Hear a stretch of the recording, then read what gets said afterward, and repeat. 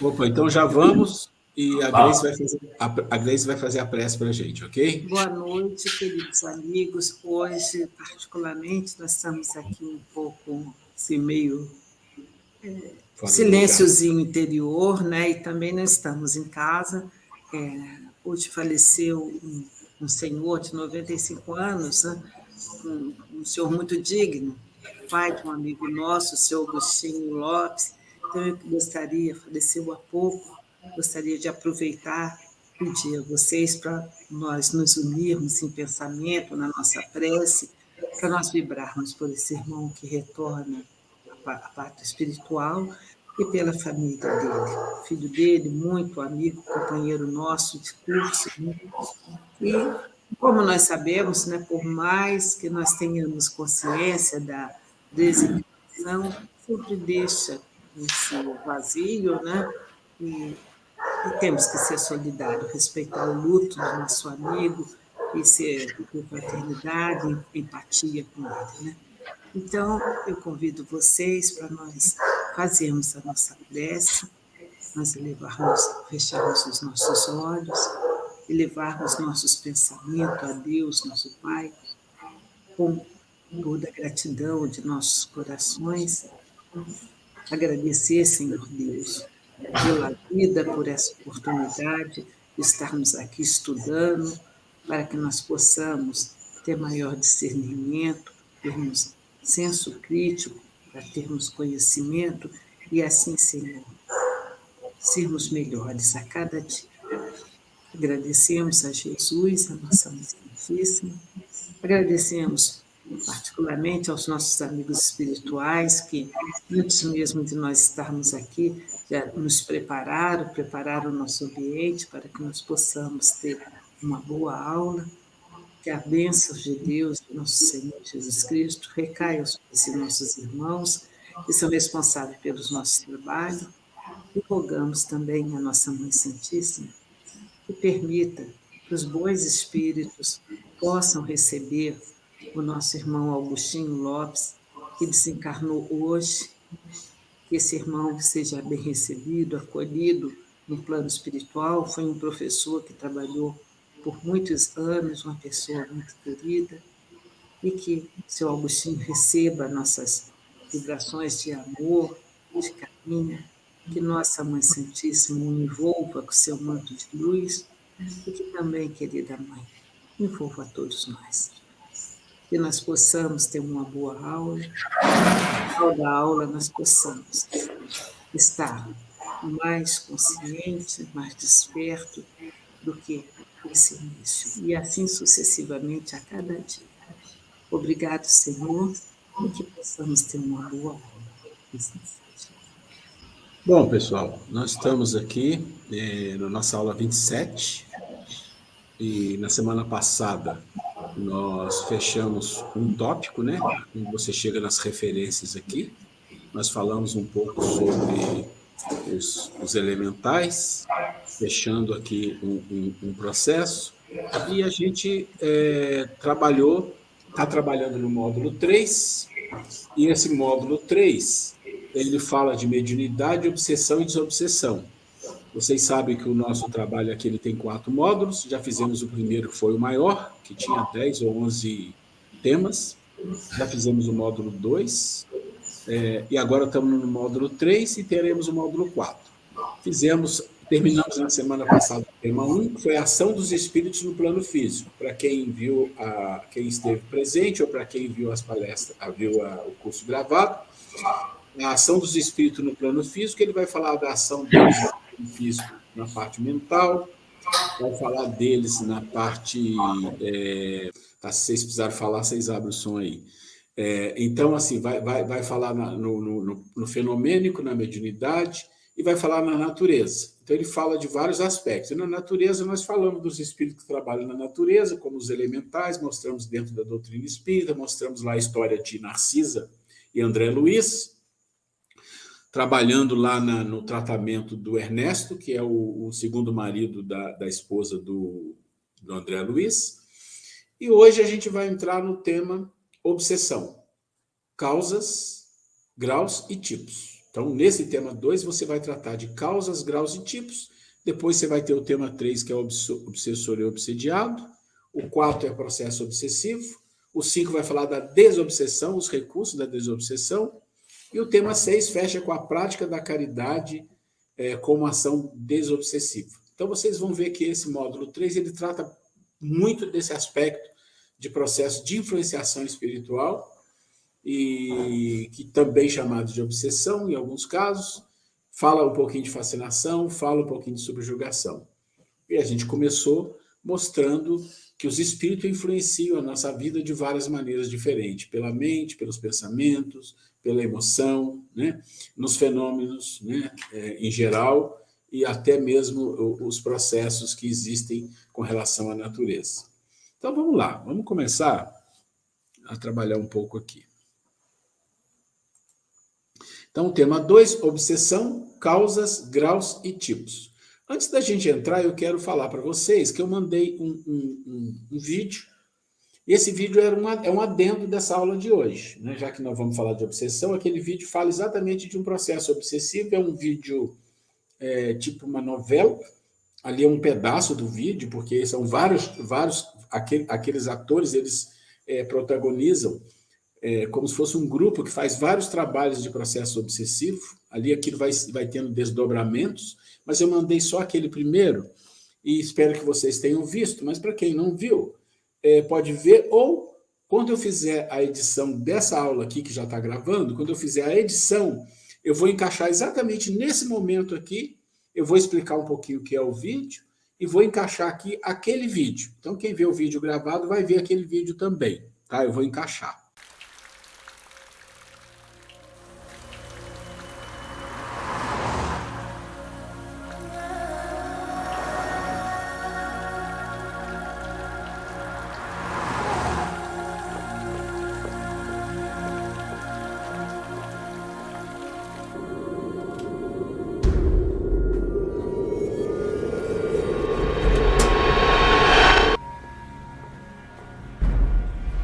Oi, amor, cheguei. Oi, amor, tá lá no fogão.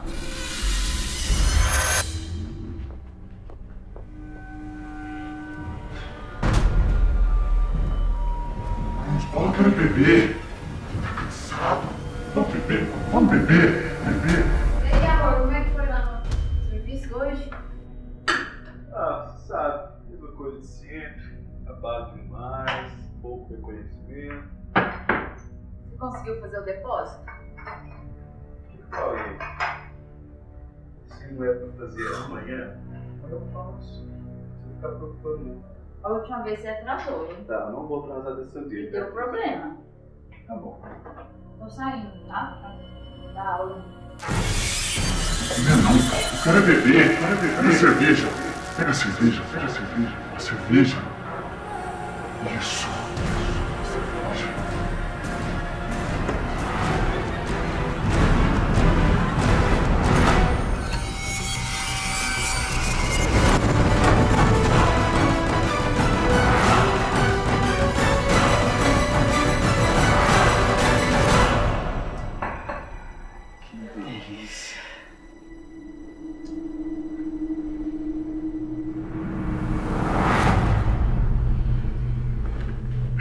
E aí, amor, você lembrou de abastecer o carro?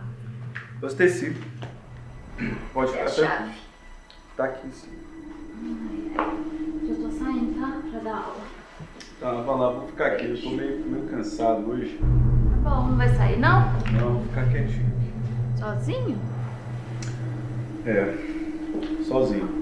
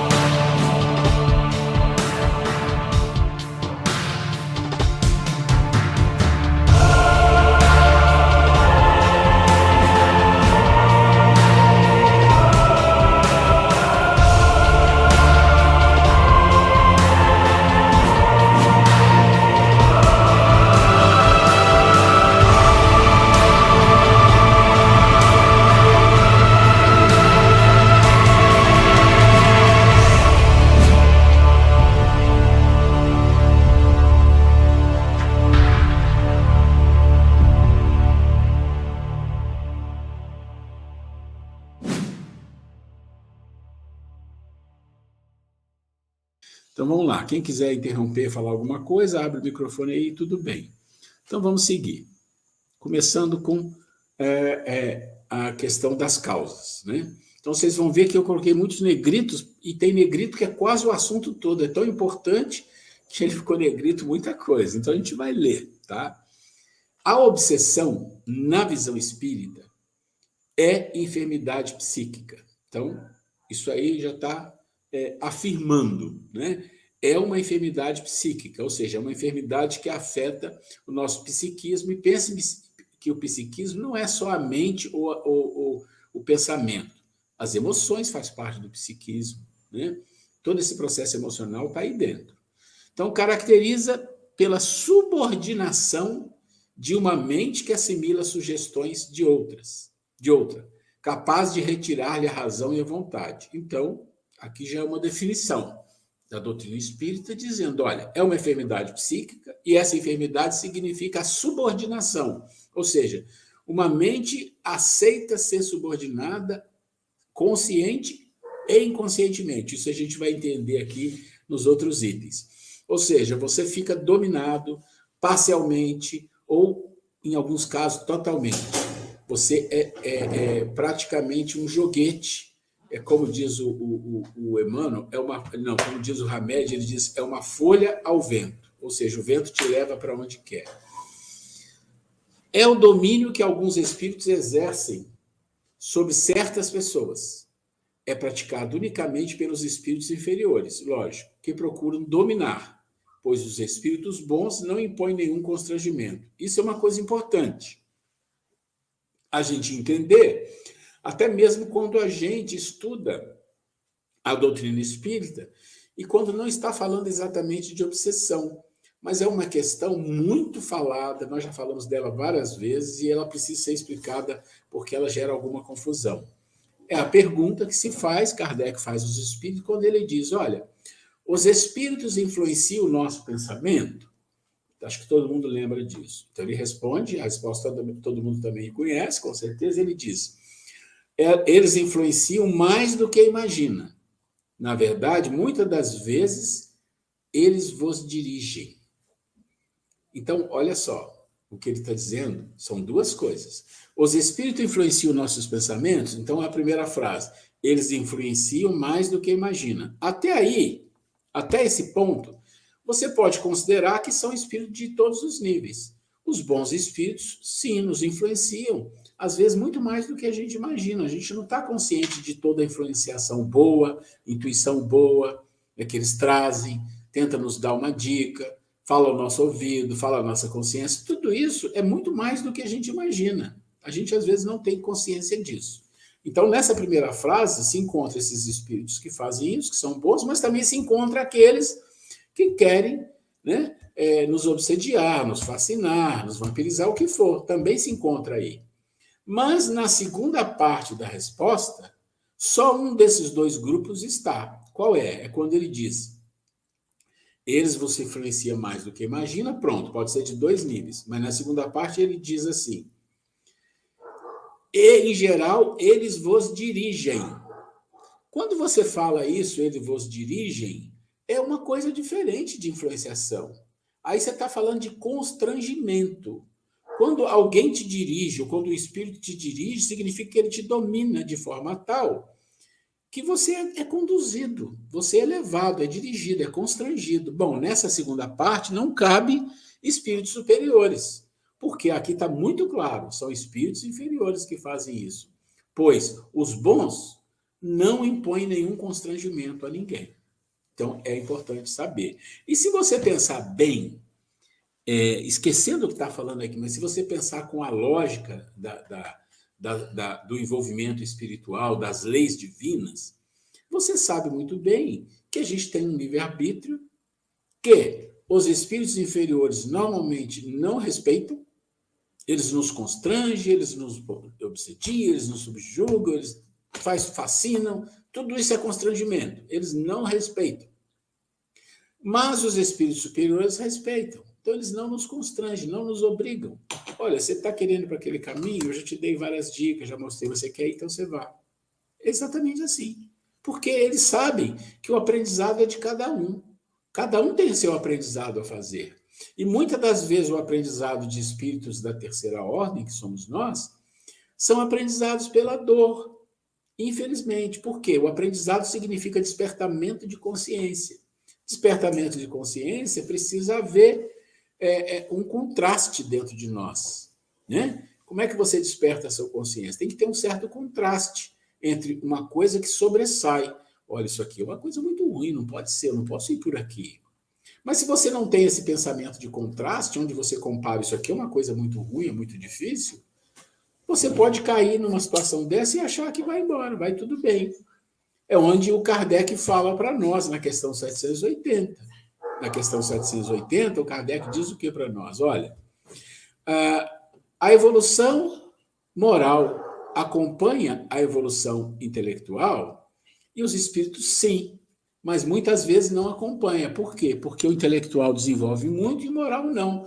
Então, o que eles estão dizendo para nós? Olha, você precisa de um certo desenvolvimento intelectual, não é ser um suprassumo, não é isso. Ser um suprassumo, às vezes, é até perigoso, né? Porque a grande armadilha do desenvolvimento intelectual se chama o quê? Orgulho e vaidade. Então, se você não desenvolver a virtude da humildade, ou bem ela, ou bastante dela, vamos dizer assim, você cai numa armadilha pelo desenvolvimento intelectual. Mas é importante esse desenvolvimento. E se a gente esquecer de Kardec que for no espírito da verdade, o que ele fala para nós? Olha, espíritas, amai-vos e instruí-vos. O que ele está dizendo? Que tem duas coisas fundamentais. Mas a gente não consegue amar sem a instrução. Na verdade, a frase é dessa forma porque o amar é a coisa mais importante que existe, até do que a instrução, do que o conhecimento. Mas o que vem primeiro? Kardec diz, vem o conhecimento, vem a intelectualidade, vem o aprendizado. Por quê? Agora vamos voltar, vamos ligar uma coisa com a outra, porque através de um nível de intelectualidade, de um nível de desenvolvimento da racionalidade, do senso crítico, do discernimento, quando você tem esse desenvolvimento que seja razoável, você adquire uma capacidade que Kardec nos diz que é a capacidade de escolha, de saber escolher entre o que é moralmente divino, o que é da lei divina que seja moral, ético, e o que não é. Porque a gente pode até achar, mas isso é muito fácil, não é. Não é, a gente já falou disso aqui. E como a gente normalmente escolhe pela emoção e não usa a razão e a vontade, né? Olha só o que está falando aqui. Olha o que ele está falando aqui para nós, né? Razão e vontade, ou seja, capaz de retirar a razão e a vontade. Então, esses espíritos que estão trabalhando para assimilar e dominar a nossa mente, eles começam a tirar o que? A nossa razão e vontade. Ora, uma pessoa que desenvolveu um senso crítico, um discernimento razoável, eles não vão conseguir fazer um processo tão simples de obsessão, porque a razão e a vontade é forte. Então, eles não conseguem quebrar essa parede. Eles têm outros métodos, mas aqui é difícil para ele quebrar essa parede. Então, por isso é importante entender quando Kardec fala que o primeiro degrau do desenvolvimento é a escolha. Então, isso aqui é fundamental para a gente compreender. Vamos continuar um pouco. Em O Evangelho segundo o Espiritismo, Allan Kardec define a obsessão como uma influência contínua. Influência contínua, sem tréguas, ou seja, ação persistente que um mau espírito exerce sobre o indivíduo. Gente, vamos pensar. Só dele falar que é uma influência contínua, sem tréguas, já nos dá a entender que é de um espírito inferior. Porque você poderia dizer assim, olha, muitos espíritos mentores, protetores, fazem uma influenciação contínua sobre o seu tutelado. Tudo bem. Todo dia ou sempre ele vem, tenta intuir, não tem problema.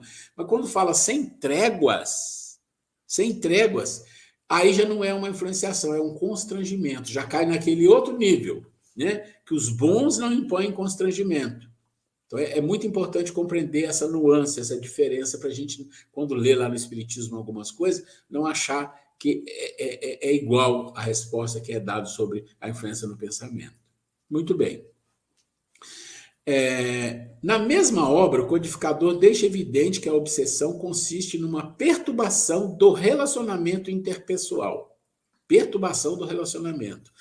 Ao afirmar que ela exprime quase sempre a vingança exercida por um espírito e que, com frequência, tem sua origem nas relações que o obsediado manteve com ele, obsessor, em precedente existência. Então, aqui já tem um caso específico, claro, fácil de entender, que quase todo médico compreende, que é o processo obsessivo por vingança. E por vingança significa alguém que foi magoado, alguém que foi lesado emocionalmente, fisicamente, o que for. Então, esse alguém, numa outra vida, pode não ter perdoado, pode estar numa condição espiritual ainda num nível muito difícil de adquirir qualquer tipo de situação de sentimento, de perdão ou que valha. Ele vem e olha o ser lá encarnado, fala, aquele é o fulano, pois então agora ele vai ver comigo. E ele vai trabalhar. E lembra que eu falei do anel de Ginges? Ele possui o anel de Ginges. E com esse anel ele vai fazer coisas que você não vai perceber, às vezes, muito fácil, dependendo do nível de sutileza com que é feito. Vamos lá.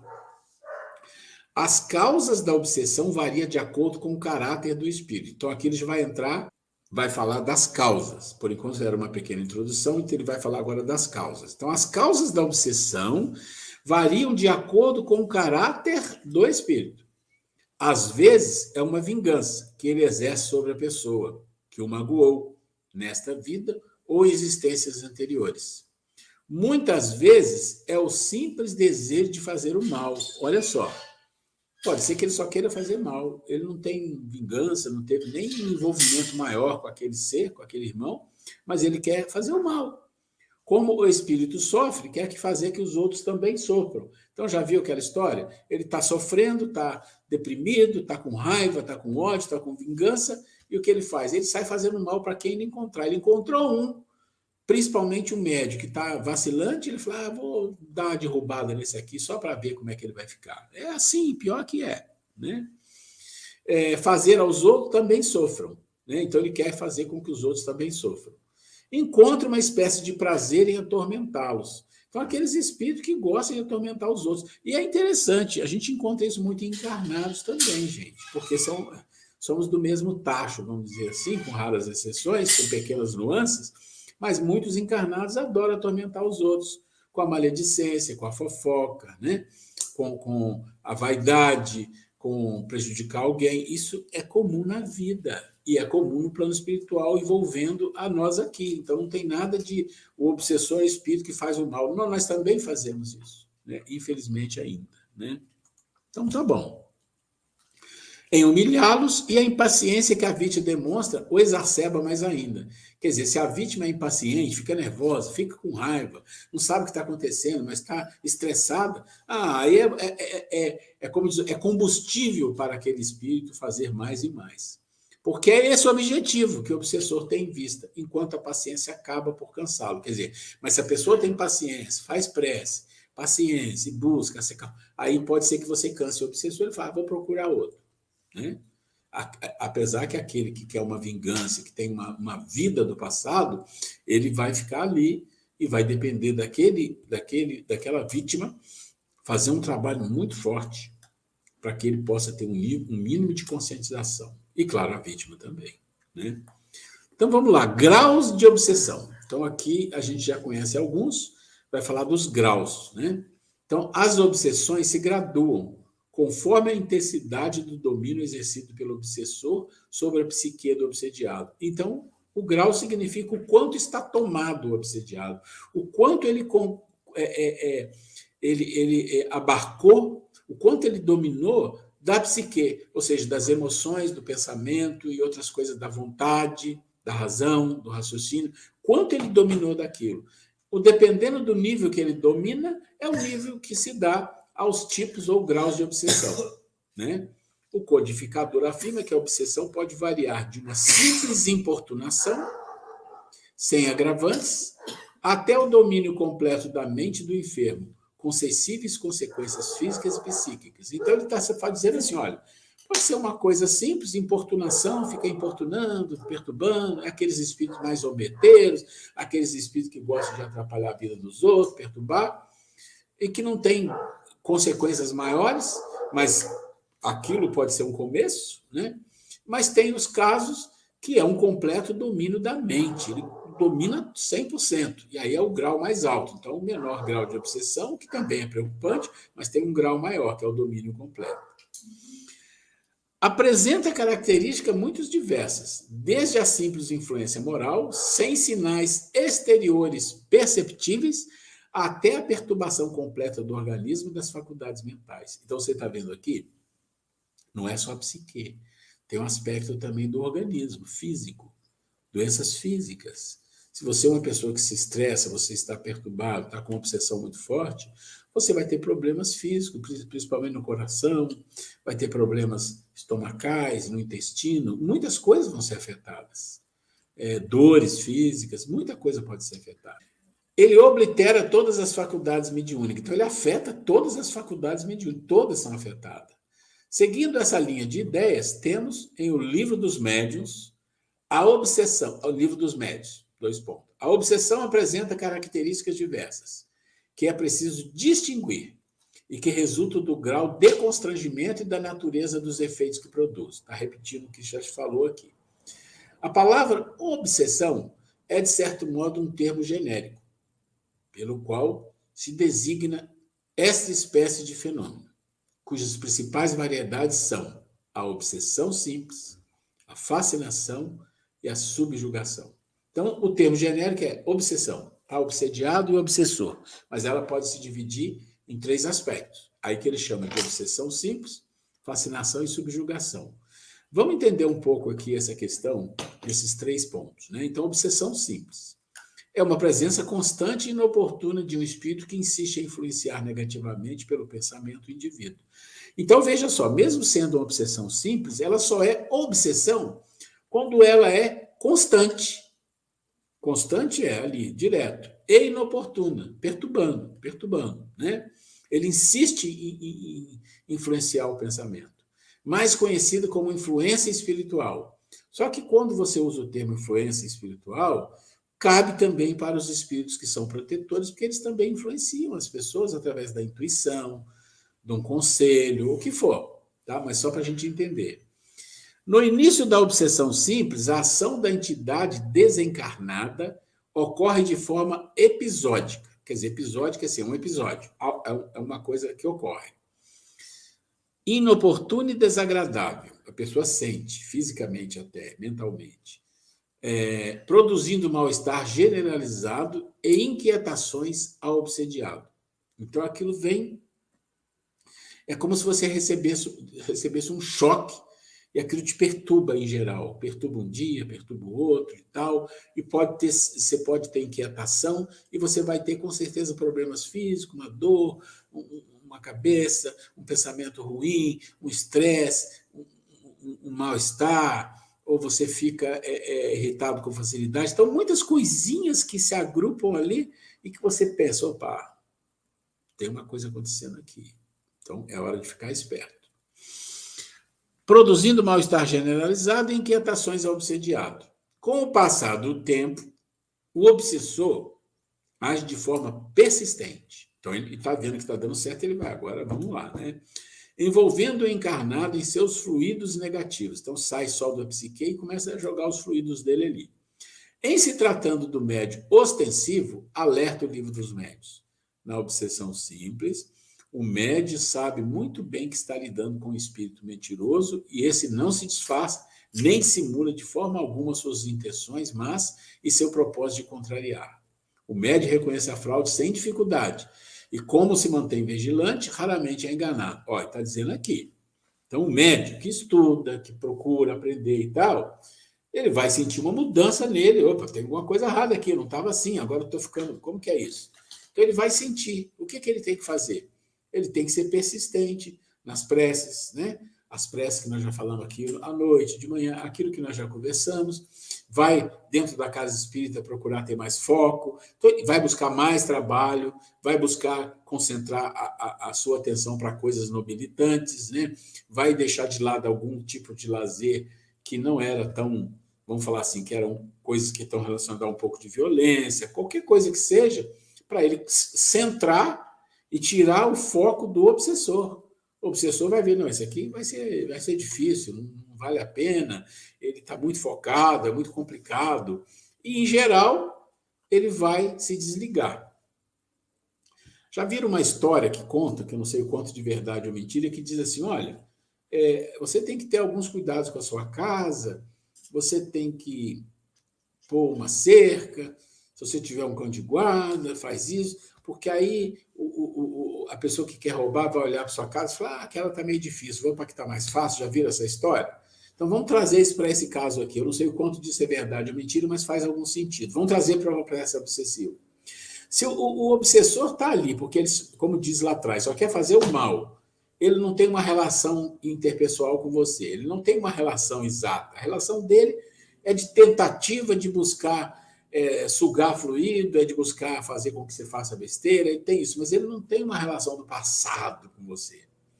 Ele vai fazer várias tentativas, não deu certo, ele parte para outra história. Pronto. Agora, se ele vai fazer as tentativas e você vai caindo no engodo, ele passa a fazer uma coisa ostensiva, porque ele percebe, opa, aqui eu vou ficar, aqui vai funcionar. Pensa nesse nível de relação, que pode ser estabelecida de um jeito ou de outro. Isso é o processo da obsessão simples. Vamos lá. Esse gênero de obsessão é, portanto, apenas desagradável e só tem o inconveniente de dificultar as comunicações que se deseja receber de espíritos sérios ou daqueles que não são afeiçoados. Aqui ele está puxando mais já direto para uma reunião mediúnica, né? Se você está com aquele processo, com aquele espírito te perturbando, ele vai para a reunião mediúnica te perturbar, pode ser que ele tenha acesso, pode ser que não, depende do nível da reunião, ele vai ter acesso, né? E esse acesso pode ser por várias razões, pode ser tratado, pode ser que ele quer perturbar mesmo. E isso depende, né, do médium. E o médium, com esse tipo de obsessão, tem plena condição de se livrar disso com não muita dificuldade. Tá? Aí vem o segundo, que aí já não é uma obsessão, aí já é um nível de obsessão muito maior, que se chama fascinação.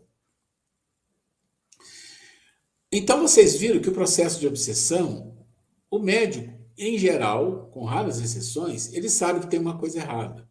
Ele sabe que tem um processo ali de influência, de obsessão atacando ele. Na fascinação é mais complicado porque o médium não acredita que esteja fascinado, obsediado. Ele não acredita. E o processo de fascinação, ele envolve coisas muito sutis, mais profundas, mais inteligentes, né? Que vai chamar a atenção do médium para algumas coisas como orgulho, vaidade. Vaidade, sobretudo. Oi? Vaidade. Vaidade, claro, orgulho e vaidade andam de mão dada, é verdade, vaidade. E vai engambelando, né? Essa palavra aqui é uma palavra antiga, mas todo mundo entende. Ele vai engambelando, ele vai enredando a mente, o psiquismo do médium, e ele vai se colocando para o médium como um espírito, aquele espírito, né? Que pode ser um grupo, mas um normalmente vai dar alguma intuição ou vai falar alguma coisa, ele vai se colocando como alguém que tem uma capacidade, que o médium é uma ferramenta muito boa, que está fazendo um ótimo trabalho. Aí ele começa a induzir, não, as pessoas estão com maledicência, eles não sabem, eles estão com inveja de você. Então, essas conversas, mas de uma forma mais sutil, aqui eu estou colocando ela de uma forma mais grosseira, né, para a gente entender, mas elas vão começar a ocorrer na mente do médium, e às vezes até em comunicação, pode ser uma comunicação. E aí, o que quer dizer o termo fascinação? Quando você está fascinado, eu vou fazer uma comparação que não é a mesma coisa, mas é para entender, é analogia.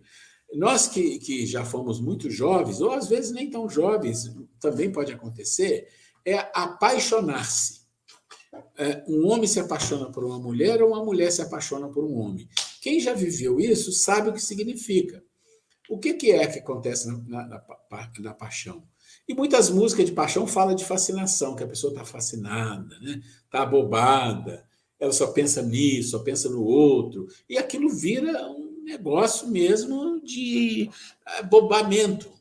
Pensa, para comparar, para entender, uma fascinação é mais ou menos isso. O médium fica abobado, ele não aceita, né? Então, a pessoa, quando se apaixona por outro, não olha os defeitos do outro, não consegue. Se alguém diz, olha, cuidado com isso, ele fica com raiva, ele se afasta. O fascinado faz isso. Né? Por quê? Porque ele não acredita, ele começa a acreditar no espírito. Ou seja, o espírito que quer fascinar, ele começa com um processo que não aparenta obsessão, de jeito nenhum, porque o médium não pode perceber. Ele vem com boas coisas, falando coisas, né, macia, aquela conversa, né? Que vai te levando, vai te enredando, até ele perceber que o médium já está na mão dele, está bem dominado.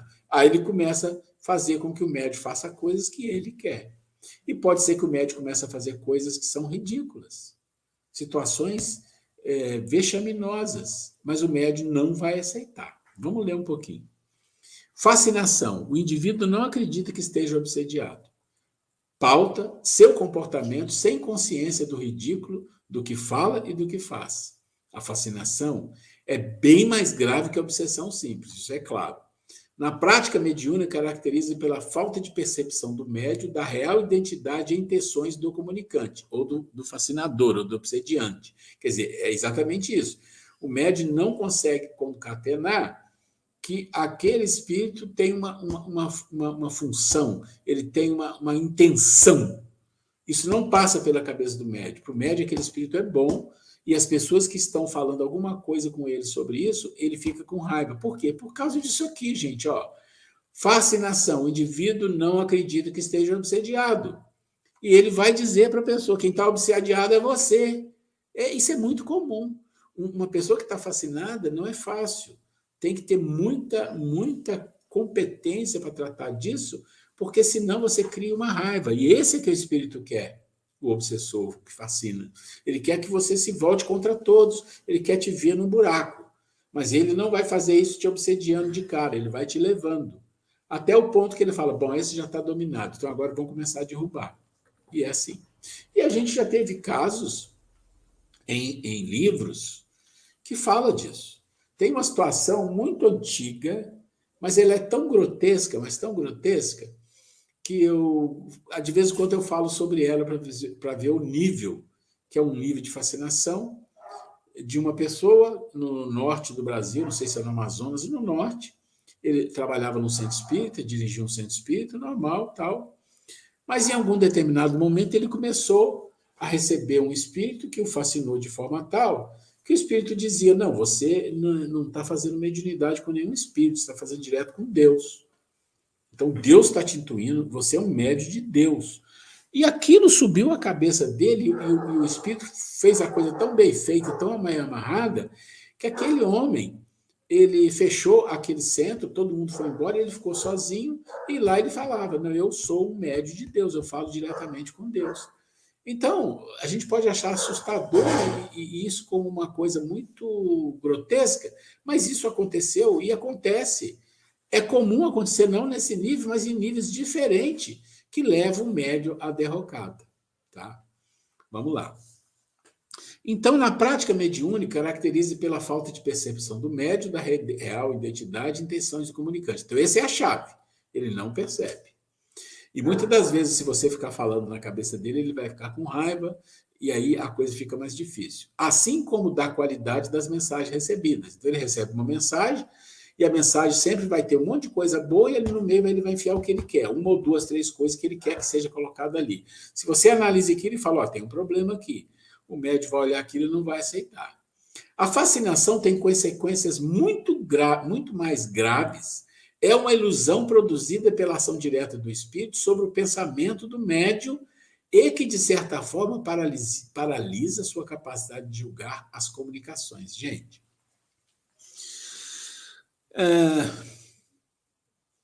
a gente fala muito, eu já falei aqui, e a gente fala muito dessa questão do Kardec dizendo que a gente tem que ter um mínimo desenvolvimento racional, intelectual, porque isso nos protege. Isso é uma faca de dois gumes, pode nos levar a uma ambição desmedida pela intelectualidade e a gente cair do cavalo com o orgulho e a vaidade. Mas esse é um risco que todos correm, mas esse risco tem que ser vivido no seguinte sentido, que o mínimo de condição racional para você julgar as coisas que te chegam. Que te chegam como? Através de livros, através de uma palestra, através do estudo, através da casa espírita, através dos espíritos que te dão comunicação ou que estão te obsediando. Você começar a entender as diferenças. Quando a gente está estudando aqui essa situação de tipos de obsessão, eu acho que tem que ficar muito claro. Eu sou um médium. Eu posso ser obsediado e é comum os médios serem obsediados de uma forma simples. É comum. Isso é para o médium aprender a lidar com isso e aprender como sair disso. E lá atrás está falando como funciona. Né? O médium tem perfeita capacidade de fazer isso. Tá bom. Mas o médium precisa compreender sempre que nós somos espíritos da terceira ordem, cheios de dificuldades, e que somos pessoas fáceis de ser manipuladas.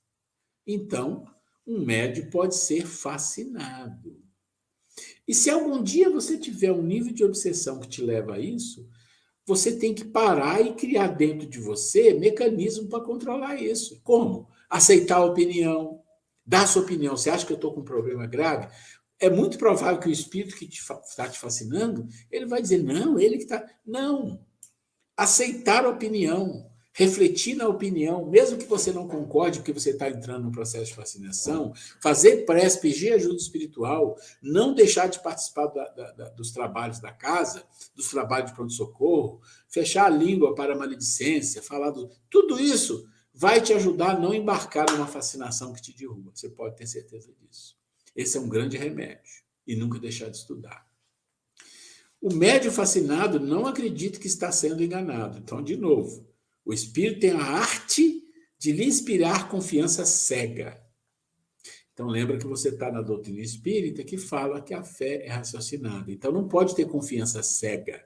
Não existe isso. Não aceite isso. Que o impede de ver o embuste e de compreender o absurdo do que escreve, ainda quanto esse absurdo salta aos olhos de todo mundo. Então, se você pensar bem numa regrinha, peraí. Todo mundo está vendo que tem um problema e eu não. Tudo bem. Pode ser que todo mundo está errado? Mas peraí. Né? Nós estamos falando de uma casa espírita, nós estamos falando de reuniões, nós estamos falando de uma reunião mediúnica, nós estamos falando da espiritualidade. Então, vamos ficar alertas. Sabe aquela história? Sempre deixa uma porta de retaguarda. Isso é uma coisa incrível que a gente aprende em teorias de guerra, né? Mas isso serve para a vida e serve para aqui. Significa assim, não feche nenhuma porta, não feche todas as portas. Não pense que você é o rei da balachite, que você está vencendo. Não, deixe uma porta de retaguarda para você sair de uma situação desse tipo. Porque se você entra para um processo de fascinação, é uma porta que você entra que é muito difícil sair. E se você fechar as portas que estão atrás, que às vezes são a ajuda, o conselho, as pessoas falando sobre o problema que está acontecendo com você, se você fechar todas elas, é o que eles querem. Que você não perceba nada, que você não aceite conselho, que você não aceite a opinião dos outros. Então, isso é uma coisa para a gente compreender. O obsessor age sobre a mente do fascinado, projetando imagens e pensamentos envolventes, hipnotizantes, alimentadores de ideias fixas, para chegar a tais fins. Então é assim, o que você vai começar a ter intuições, você achando que está fazendo uma coisa maravilhosa, aí ele vai falar, olha, lembra aquilo que aquela pessoa falou de você, olha como ele estava errado, porque não é assim, é assado. Vai vir intuição, você vai dormir, vão vir pensamentos, vão vir encontros. Gente, o negócio é poderoso e ele tem objetivo. Se você é médium, você trabalha com mediunidade numa casa espírita, saiba, existem muitos seres que não querem isso. Então, aqui a gente está mostrando o que diz a doutrina espírita, o que diz o livro dos médiuns, Kardec, os espíritos, e isso não tem nenhum intuito de criar medo em ninguém, de jeito nenhum. O intuito aqui é único e simplesmente de você saber que é assim, e você ficar esperto se algum dia você se vê envolvido com isso. Tá? Isso é muito comum? Não é tão comum. Uma obsessão simples é comum. Por quê? Porque um médium que tem uma obsessão simples, que ele se livra daquilo, é mais fácil para ele não ser envolvido em coisas maiores. Mas é importante a gente saber. Então, ele está dizendo aqui, né, vamos só ler aqui, o obsessor age sobre a mente do fascinado, projetando imagens e pensamentos envolventes, hipnotizantes, alimentadores de ideias fixas.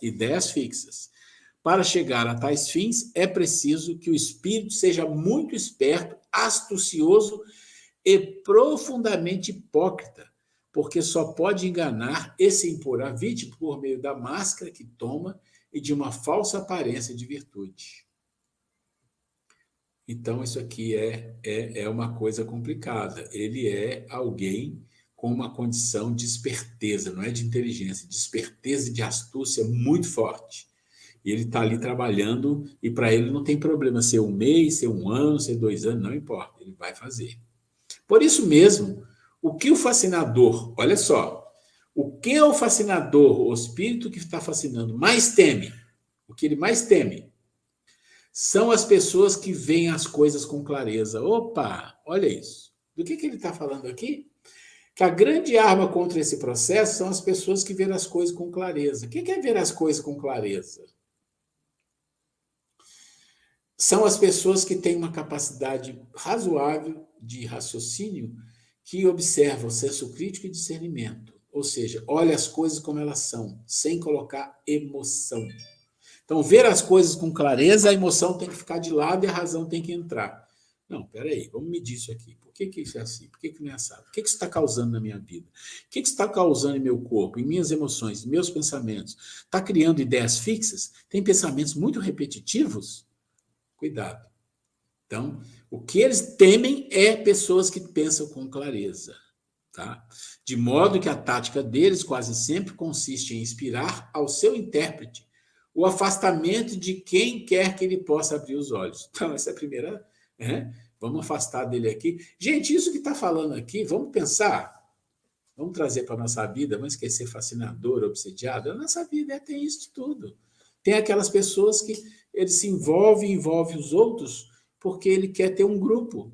E se ele sentir que alguém que ele não gosta está influenciando ou está se envolvendo com alguém do grupo, ele começa a falar mal do outro, Isso se chama processo de fascinação, de dominação, encarnado para encarnado.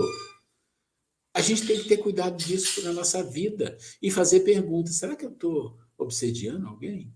Será que eu estou trabalhando para dominar a mente de alguém, para que ele fique do meu lado, meu grupo, afaste daquele, ou afaste daquele? Isso existe na vida muito.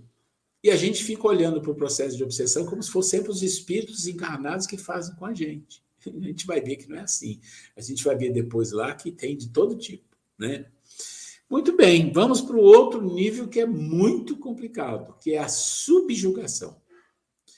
É o profundo domínio mental de obsessor que paralisa a vontade do obsediado. Então, aqui é outro nível. É profundo. O fascinado, ele enreda por artifícios de vaidade, de orgulho, de bajulação, de tudo isso. Tem envolvimento mental. Mas a subjugação é como se estivesse totalmente hipnotizado. O obsediado, o subjugado, ele perdeu a vontade de tudo. Ele faz besteiras. Eu já vi situações de pessoas fazerem movimentos físicos na frente do outro, assim, de assustar. Totalmente dominado. Pensa numa pessoa... em alguns lugares que eu morei, a gente já viu, todo mundo já deve ter visto alguma coisa, aquelas pessoas que são meio loucas, que passam na rua gritando, falam besteira. Acho que toda cidade tem um ou outro que isso acontece. É uma pessoa que está ali com um processo mental desequilibrado, mas tem uma subjugação de um ou de muitos espíritos que fazem ele passar ridículo e vai fazendo ridículo. Então, isso pode ocorrer? Pode. É mais raro? Mas pode ocorrer. Então, o que ele diz? Tem resultados graves, pois a entidade assume os pensamentos do obsediado. Olha, ele assume. Gente, assume os pensamentos. Lembra que o Kardec fala? Eles te influenciam e muitas das vezes vos dirigem. Vamos pensar que aqui é uma coisa mais profunda do que isso. Que o Kardec está dizendo, eles vos influenciam, pode ser espíritos bons, pode ser obsessores, que te influenciam. E vos dirigem, aí já seria um processo de obsessão mais complexa. Agora, quando você chega no nível de subjugação, não é dirige nem domina, não, é total. Você não pensa, ele pensa por você, é como se fosse uma mente só, totalmente dominada. Então, ele assume os pensamentos do obsediado e passa a agir por ele através de intenso comando mental. Ou seja, o obsediado age conforme ele quer, totalmente. E aí não tem o aspecto de, isso é ridículo, isso não é ridículo, isso não faz sentido, você não está vendo o que você está fazendo. Não existe isso mais. Vai fazer um monte de besteira, um monte de atrapalhada, um monte de confusão e vai fazer. Está dominado, é um robô, é um robozinho.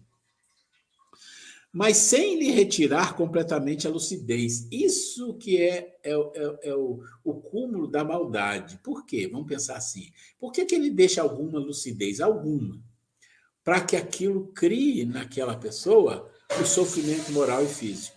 Porque senão, se ele estiver totalmente dominado, ele não tem consciência do que está acontecendo, vai fazer besteira, mas não tem ideia. Mas não, ele fala, não, ele tem que ter alguma lucidez. Em algum momento ele olha para trás e fala, gente, olha aquilo que eu fiz, não é possível. Aí vem o sofrimento moral e às vezes físico muito forte. E depois aquilo tira de novo a lucidez e ele volta a fazer de novo. Gente, tem ideia do que é uma coisa desse tipo? A subjugação é uma opressão que paralisa a vontade daquele que a sofre e o faz agir contra a sua vontade. Não consegue, não consegue. Numa palavra, o paciente fica sob um verdadeiro jugo. A subjugação pode ser moral ou corpórea. Pode ser corpórea. Já viram os casos de... Como é que fala? Possessão, né? Que também subjugação é uma possessão. Mas se você pensar do outro lado, na questão do exorcismo da Igreja Católica, você já viu filmes. É claro que os filmes retratam as coisas, mas a gente não sabe. Que a pessoa fica totalmente, o corpo fica totalmente dominado, faz um monte de idiotice e não tem noção do que está acontecendo. No primeiro caso, o subjugado é constrangido a tomar decisões, muitas vezes absurdas e comprometedoras, que por uma espécie de ilusão ele julga sensatas. É uma espécie de fascinação. Então, o que ele está dizendo no primeiro caso, que é o domínio mental total, né, é como se fosse uma fascinação de um nível maior. Assim, ele faz um monte de idiotice, muito clara aquilo, muito clara. Se você filmar aquilo, filmar ele fazendo, depois mostrar para ele, olha aqui. Né? Mas ele pode até fazer, como ele está dizendo aqui, é uma ilusão que ele julga que é sensata. Então, ele não aceita, ainda não aceita. Vamos lá. No segundo caso, o espírito atua sobre os órgãos físicos e provoca movimentos involuntários. Não quero mover a mão, não quero... Vai fazer. André Luiz, pela psicografia de Chico Xavier, dá uma importante contribuição ao tema, ao identificar e definir um tipo de obsessão que, se não formar uma classe à parte, está inserida nas referidas anteriormente, constituindo-se no agravamento do quadro mental do enfermo. Aqui ele está falando, ele diz assim, olha, esse tipo de influenciação pode ser considerada à parte, ou lá dentro também. Mas, na verdade, na literatura espírita, quando as pessoas falam disso, que é o vampirismo, eles falam disso como se fosse uma coisa muito específica. Está misturado, mas é um pouco específica. Porque quando você fala vampirismo, você pensa no sugador de sangue, aquele que suga, né, o sangue. Mas aqui não é sugar o sangue, é sugar a energia da pessoa. Né? Então, vamos lá. O vampirismo, diz o instrutor espiritual, sem nos referirmos aos morcegos sugadores, o vampiro entre os homens é o fantasma dos mortos que se retira do sepulcro, alta noite, para alimentar-se do sangue dos vivos. Então, essa é a história que a gente conhece aí das histórias de vampiro. Apenas cumpre considerar que, entre nós, vampiro é toda entidade ociosa que visitam os encarnados. É necessário reconhecer que eles atendem aos sinistros propósitos a qualquer hora, desde que encontre guarida no estojo de carne dos homens. Vampirismo, portanto, na visão de André Luiz, é processo de profunda ligação mental, verdadeiro parasitismo espiritual, em que a entidade obsessora, ou vampiro, se nutre dos eflúvios energéticos do encarnado. Esse processo surge pelo ódio, vingança, desvios morais, viciações variadas, em que a incapacidade de transformar-se para o bem e de perdoar estabelece disputas com alta carga de desarmonia. Tem um caso, eu não vou lembrar detalhes, que tem muitos anos que eu li isso no livro do André Luiz, se eu não me engano é Libertação, mas também nem isso eu tenho certeza. Mas é o caso de uma mulher, e o André Luiz, mais outros espíritos vão lá para atender o que está acontecendo, e ela está quase morrendo na cama, sendo vampirizada por 2 ou 3 espíritos que não tem nada a ver com ela. Mas eles são trabalhadores, eu tenho quase certeza que é assim de libertação, que eles são trabalhadores de colônias lá da turma do Gregório, daqueles espíritos. Então, eles receberam uma ordem porque esse espírito que deu a ordem tinha uma liderança, tinha um poder sobre eles, e ele queria se vingar de uma situação. Acho que voltou. Voltou aí? Vocês estão ouvindo? Vocês estão ouvindo? Ok, é porque deu uma caída aqui, quando chega num horário aqui, ele dá uma caída. Mas o que ele fez é o seguinte, esse ser que estava lá nessa situação, lá naquelas colônias das trevas, né, dos dragões, ele tinha uma ascensão muito grande, então ele buscou dentro do grupo deles lá alguns especialistas. Então tinha lá, eu não lembro o nome, 2 especialistas em exatamente magnetização.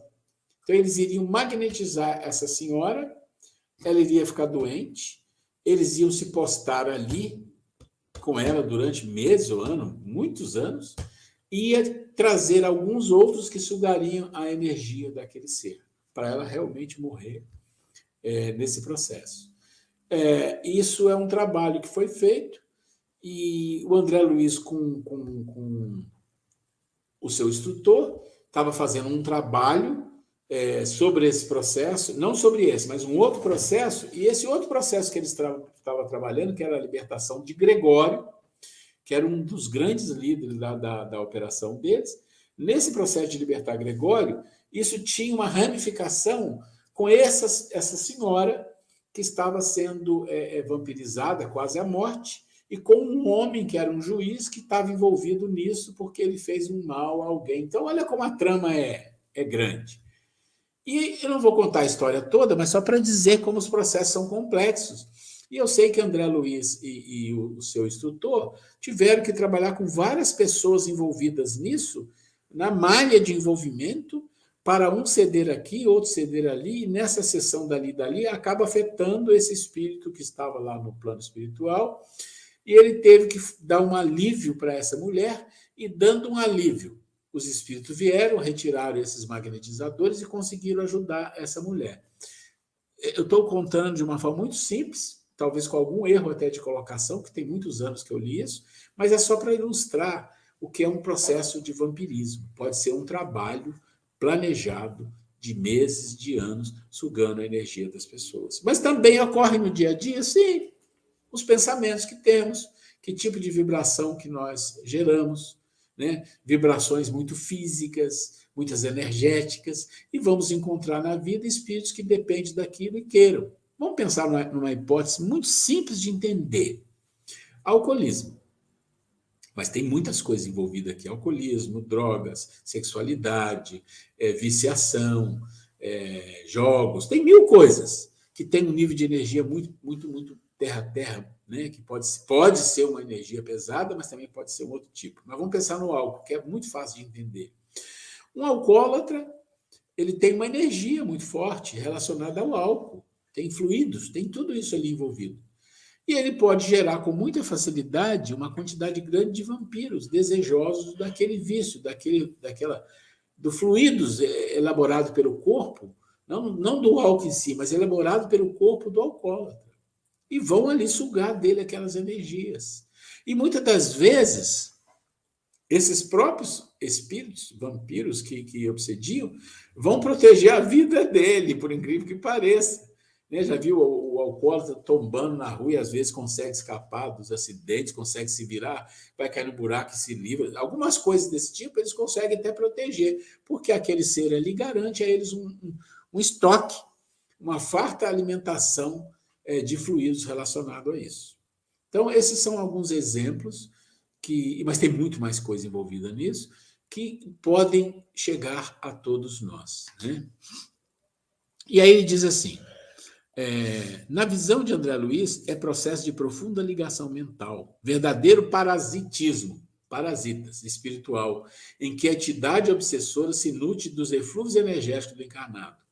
Esse processo surge pelo ódio, vingança, desvios morais, variações variadas, em que a incapacidade de transformar-se para o bem e de perdoar estabelece disputa de alta carga de desarmonia. Aqui ele está falando de um caso específico que eu cito, aquele da mulher que tem um trabalho planejado.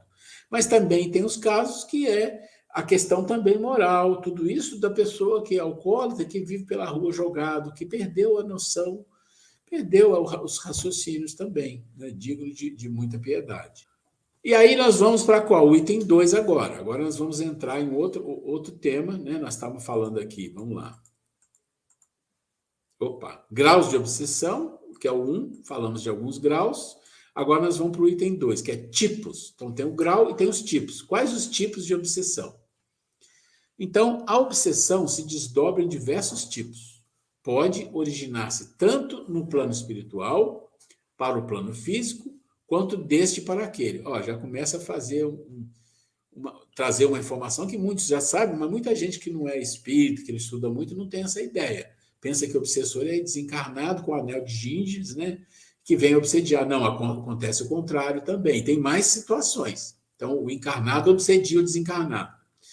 Emmanuel afirma, observando-se a mediunidade como sintonia, então, ele está dizendo, se olhar para a mediunidade como uma sintonia, a obsessão é o equilíbrio de forças inferiores, retratando-se entre si. Então, o que ele está dizendo assim, olha, se mediunidade é sintonia, e se existe um processo obsessivo, é porque o obsessor e o médium têm sintonia. Simples, né? Ele está dizendo, é o equilíbrio de força inferior, ou seja, as duas forças inferiores se equilibraram, sintonizaram, obsessão. E pode inverter, um obsediano desencarnado, encarnado obsediano, ou os dois se obsediando ao mesmo tempo, que é muito comum. Retratando-se entre si, fenômeno de reflexão pura e simples. Não ocorre tão somente dos chamados mortos para os chamados vivos, porque, na essência, muitas vezes, aparece entre os próprios espíritos encarnados, a se subjugarem reciprocamente pelos fios invisíveis da sugestão, que eu falei, encarnado para encarnado. O autor espiritual mostra que no trecho que a obsessão é bilateral, né? E que ocorre entre encarnados e desencarnados, ou seja, bilateral porque a sintonia. Ah, me obsediou. Tá, você pode ser um médium que está fazendo o seu trabalho o melhor possível e, de repente, passa algum espírito ali por você e quer te influenciar. Ele não vai conseguir. Ele vai vir, como diz, vai ciscar ali, vai tentar te induzir alguma coisa, ele vê o crivo dele e vai para outro. Quando ele fica ali e começa a insistir, é porque tem alguma coisa de interesse. Lembra da palavra interesse do nosso trabalho anterior? Ou seja, é interesse. Tudo se resume a interesse, de um lado e de outro. Se ele encontra um ponto que seja de interesse comum, ele se pega ali. Então, vamos começar a trabalhar com isso aqui, né? Por sua vez, Manuel Filomeno de Miranda, citado por Sueli Schubert, assim relaciona os tipos de obsessão. Existem problemas obsessivos em várias expressões, como os de um encarnado sobre outro, de um desencarnado sobre o outro, de um encarnado sobre o desencarnado e, genericamente, deste sobre aquele. Então, tem de todo tipo. Então, vamos lá, os tipos. Uma importante contribuição para o entendimento das obsessões foi dado na obra Obsessão e Desobsessão, em que a autora, lastreada na dissertação de Filomeno de Miranda, classifica os diversos tipos de obsessão. Isso é importante. De encarnado para encarnado. Ora, a obsessão de encarnado para encarnado é um domínio mental de uma pessoa sobre a outra, estabelecendo medo, ciúme e inveja. O que ele está falando aqui é o seguinte, ó. Você pode ter uma obsessão de encarnado para encarnado, eu acabei de citar um exemplo. Uma pessoa que gosta de subjugar, que gosta de mandar, que gosta de dominar, que tem isso dentro dela. Isso não é incomum. Todos nós podemos ter isso dentro de nós, num grau maior ou menor. A questão é como nós lidamos com isso, se nós respeitamos o outro ou não. Então, se eu tenho tudo isso dentro de mim e eu ainda não respeito as pessoas, então eu ajo com hipocrisia, eu tento dominar as pessoas, eu falo mentiras, tenho maledicência, tenho vaidade, tudo isso vai se somando e você vai formando o quê? Dentro da sua personalidade, uma capacidade de hipocrisia onde você finge que é alguma coisa que não é. Então, esse fingir uma coisa que é e não é uma coisa que ocorre com todo mundo num grau menor. Mas num grau maior, é algo que às vezes fica evidente para outras pessoas, mas que a pessoa vai conseguindo lidar com aquilo de uma forma a enganar os outros. Ou pelo menos a pessoa cria um sistema de domínio que as pessoas preferem não entrar em choque. Acontece relações abusivas, né? Relações abusivas. Relações abusivas não é nem um processo, às vezes, de obsessão. É um processo mesmo de dependência. Vamos separar, só para a gente não misturar. Uma relação abusiva é um processo de dependência que pode ter obsessão envolvida, sim. Pode sim. Mas não necessariamente tem que né? Então, o domínio de encarnado para encarnado, esse domínio mental, quando você fala domínio, você está falando de uma coisa maior. Um domínio menor pode ser, não chega a ser uma obsessão, mas vamos falar assim, é um domínio de poder, é uma pessoa muito, muito mandona, é uma pessoa que gosta de liderar e fazer com que suas opiniões sejam válidas. Isso é muito comum, gente. Isso é muito comum. E quem faz isso, às vezes, não tem muita consciência disso. Só que você tendo consciência, como é que é o negócio?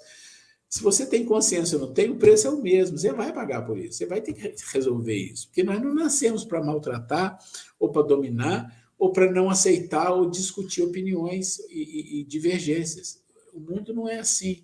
O mundo de espírito mais evoluído não funciona assim. Né? O nosso ainda é assim.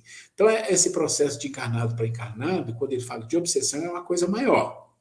É uma coisa mesmo que a pessoa gosta e quer fazer aquilo ali. Né? E a gente pode viver em situações dessas muitas vezes na vida. Isso é comum, viver isso na vida. E como é que a gente lida com isso? Você tem várias maneiras. Tem pessoas que lidam chutando o pau da barraca, saindo fora, criando confusão, gritando no sentido, né, de colocar as coisas, olha isso que está acontecendo, e tem 1000 maneiras. Uma outra maneira é a pessoa aprender algo com esse processo, porque esse processo ensina algo para as pessoas. Pode ser que a pessoa que está passando por isso, ela pode ser uma pessoa orgulhosa, ela pode ser uma pessoa vaidosa que precisa quebrar isso e está recebendo uma pancada. Daí nós vamos lembrar daquela passagem do Evangelho que Jesus fala, né? Há escândalos no mundo, mas ainda é necessário que eles venham mais do que por quem o escândalo vem. Então, às vezes, você se envolve, e nós já falamos das questões das bagagens aqui, nós falamos disso, das emoções, falamos de tudo isso. Muitas das vezes você envolve em situações difíceis, e às vezes você tem que ter paciência, fazer prece e tentar ajudar de forma mais pacífica possível. Por quê? Porque aquele é seu teste. Aquele é seu teste de aprendizado. E se você, às vezes, não entender isso, você pode perder uma oportunidade. Né? Eu não estou dizendo que a pessoa não deve se colocar, tem que ser assertiva com caridade. Então, esse é um recurso que é diferente do recurso que as pessoas, às vezes, fazem, de fazer futrica, fazer fofoca. Olha fulano, que não sei o quê. Olha isso. Aí começa a criar o que a gente chama de cisânia dentro do movimento espírita. Começa a criar grupos, rachas, desconforto, começa a criar antipatias, começa a criar um monte de coisa. E a gente se sente alguma coisa desse nível, e isso não é impossível de acontecer, isso até chega a ser comum, nós temos que trabalhar isso, porque se nós estamos numa casa espírita, nós temos a doutrina que, em termos de filosofia e religião, é uma das mais avançadas que tem hoje, que abre cortinas, que abre visões absurdas para nós, com reencarnação, com a espiritualidade, tudo isso. Nos dá uma reunião mediúnica, que é uma coisa maravilhosa. Se com tudo isso que tem, se a gente não conseguir trabalhar um pouquinho do nosso ego, um pouquinho da nossa vaidade, não é trabalhar e ser um santo, ninguém vai fazer isso. Trabalhar um pouquinho do nosso orgulho. Se a gente não conseguir isso, o que vai acontecer na próxima vida? Ah, fulano, não. Você vai nascer assim, mas esquece o espiritismo. O espiritismo é para quem quer fazer um esforço, como diz o Carlos, esforço para a transformação. Se a gente não está disposto a fazer nenhum esforço para a transformação, significa que a gente não quer ser espírita. A gente só quer estar ali. Né? Então, esforço para a transformação significa que, quando você se relaciona com o encarnado, pergunte para você, será que você não está praticando coisas abusivas? Né? Que você não está até mesmo obsediando alguém, que você não está dominando de forma, porque se você encontra alguém que tem um nível de intelectualidade menor, que é mais fácil você dominar, você vai e domina, a gente tem que fazer essas perguntas. Né? Esse curso de média aqui não é uma coisa só teórica ou intelectual. Ele tem essas reflexões que é preciso fazer nesses momentos que aparecem essas informações, para nós mesmos. Quanto nós estamos dispostos a ceder para o grupo? Quanto nós estamos dispostos a trabalhar em nós para que o grupo cresça? Mesmo que eu não cresça como eu queria, mas que o grupo cresça e eu esteja junto com esse grupo. Nós temos que refletir nisso. Isso é uma grande oportunidade de Deus para nós nesse momento de transição planetária. Nascer no movimento espírita, ouvir para o movimento espírita, ter oportunidade de trabalhar com reunião mediúnica, ter envolvimento espiritual, estar no grupo, poder estudar, poder aprender, ter uma capacidade intelectual de entender a maioria das coisas, isso é uma bênção. É uma bênção rara no mundo em que nós estamos vivendo. Não deixamos passar isso. Vamos ser os trabalhadores da última hora, vamos contribuir, vamos ajudar ao outro. Então, acho que esse 2.1 é uma reflexão nossa, como a gente está atuando no grupo, como a gente está se envolvendo. Né? Quando é que a gente sabe que a coisa está bem, mesmo com todas as dificuldades que sempre vai ter? É quando a gente se sente bem, se sente feliz indo para aquele grupo trabalhar, estudar. A gente fala, nossa, que coisa boa. Isso. Como ter humildade também de receber uma crítica. Claro, mas isso tem que existir. Um alerta, A Grace está falando aqui, a humildade de receber uma crítica, de compreender. Porque se isso não existir, não há alegria. Não há alegria no grupo. Porque mesmo a pessoa que recebe uma crítica, se ela souber entender aquilo, ela não tem problema, ela fica tranquila, porque aquilo vai ajudá-la. Né? E se aquilo que foi falado, ele percebe que com o tempo que não tem muito a ver, tudo bem, passou, acabou. Né? Então, esse 2.1, gente, é uma coisa que tem que ficar na nossa mente sempre para reflexão, para onde a coisa está indo. Aí tem de desencarnado para desencarnado, né? Então, não é nós aqui, mas pode ser que foi e pode ser que vai ser. Então, espíritos vingativos que se impõem a outros espíritos, controlando os pensamentos e emoções, ou dando-lhe ordens, que são por eles cumpridas, sem oposição, por meio de processos hipnóticos graves ou violência, que não está escrito aqui, mas eu já digo isso. Quem trabalha em reunião mediúnica de tratamento, de cura, de pronto-socorro, sabe o que está falando aqui. Aqueles espíritos que têm falanges, que têm domínio, que escravizam. Milhares, milhões, escravizam outros espíritos, hipnotizam, traz, né, situações difíceis. Então, é uma obsessão, é uma fascinação, é uma possessão, é o que for. Ali, na verdade, é mais uma escravização mesmo espiritual. De encarnado para desencarnado. Olha nós na fita aqui. Agora é nós que estamos obsediando o desencarnado, gente. Olha que coisa triste, né? Envolvimento obsessivo do encarnado sobre os que já desencarnaram, pelo apego, crítica, revolta, falta de aceitação da desencarnação, ódio, etc. A pessoa desencarnou, convivência, um parente, o que for, né? E a pessoa continua pensando de forma equivocada, com ódio, com raiva, ou fica ali apegado, né? E não aceita a morte da pessoa, fica ali grudada. Isso é um processo de obsessão, isso é muito comum. Pessoas que desencarnam e você não aceita o desencarne, você fica ali. Ou uma situação diferente. A pessoa desencarnou, você teve uma convivência, você tem raiva, você tem ódio, e você continua pensando nessa pessoa, morreu, vai para o inferno, que vai queimar, deve estar queimando no inferno, sabe essas coisas? Esse é um processo de obsessão que atrai aquele ser para perto. Então, a gente sempre fala assim, o amor une e o ódio também, né? Então, são dois poderes muito grandes, claro que o amor é incomparável, mas o ódio é um poder muito grande de união. Então, é o cuidado que temos que ter com as pessoas que se vão e nós ficamos aqui. O cuidado que nós temos que ter de orar. Essa é a receita, é orar para a pessoa. E trabalhando. Na medida que você vai orando, aquele ódio, aquela raiva, ela vai diluindo. O diluente que você precisa usar para isso tem que ser poderoso, e é a prece. Né? É a prece. Muito bem. De desencarnado para encarnado é o que a gente já conhece. São os espíritos que têm o anel de Ginger e que vêm nos processos de obsessão que nós falamos anteriormente. Né? A invisibilidade aqui, né? É o anel de Ginger. Já que são invisíveis, é fácil influenciar o nosso corpo. Ok. Aí o 2.5, obsessão recíproca... Só um minutinho. É uma outra modalidade. Obsessão recíproca de espíritos.